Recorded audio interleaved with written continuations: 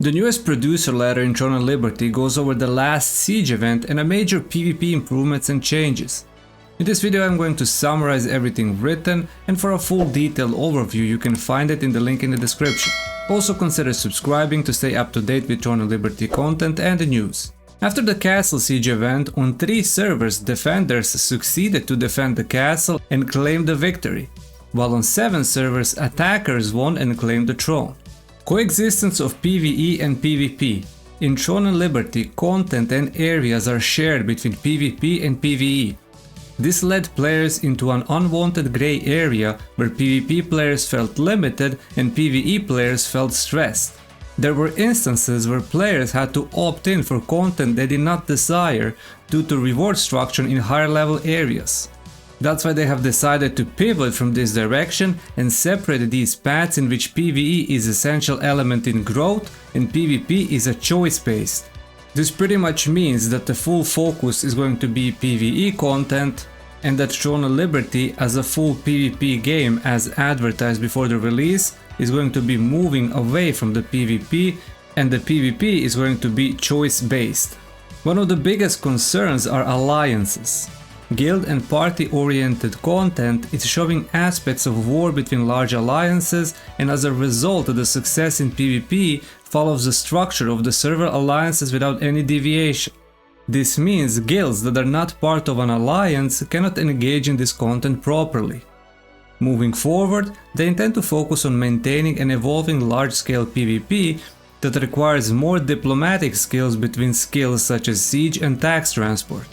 However, they are still concerned about a situation where all PvP content is being tackled with gigantic alliances, so they decided to make quick adjustments. Guild PvP is planned to be focused on boonstones and riftstones. They are implementing a declaration mode that changes these into a one-on-one battle without influences of alliances. Guilds who do not own a stone can select up to 3 targets during the declaration period, and if multiple guilds declare the same stone as a target, the guild with the higher guild rank will have priority. They're also working on the exact details to prevent abuse situations.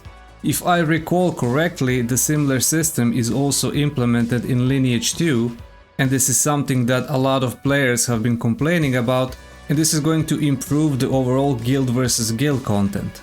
This way you can bring your best 50 PvP players in the guild against opposing 50 best PvP players and see who is better organized and better skilled.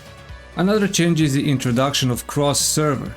This will introduce a weekly rotation of PvP matches between each server, with the expected release in March.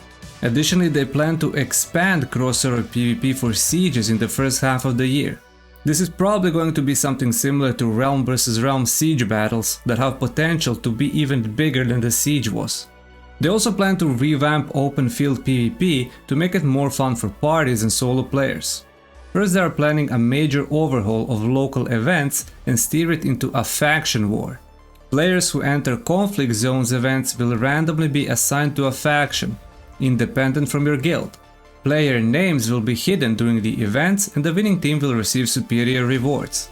They hope that this change will create variety and that weaker guilds or solo players can enjoy PvP content with less pressure. They are working on the details and the planned release is in April. They are also opening arenas with various modes such as 2v2, 3v3 and 6v6. First it will be a deathmatch mode, and other formats will also be discussed in the future. First release of arenas is planned for June. While PvE bosses will become instants, PvP bosses will stay the way they are, but the drops will be increased as they want PvP bosses to have slightly better and higher rewards. In the last part they are talking about how they recognize their mistakes and they want to delay new areas on the map till summer to improve the core gameplay.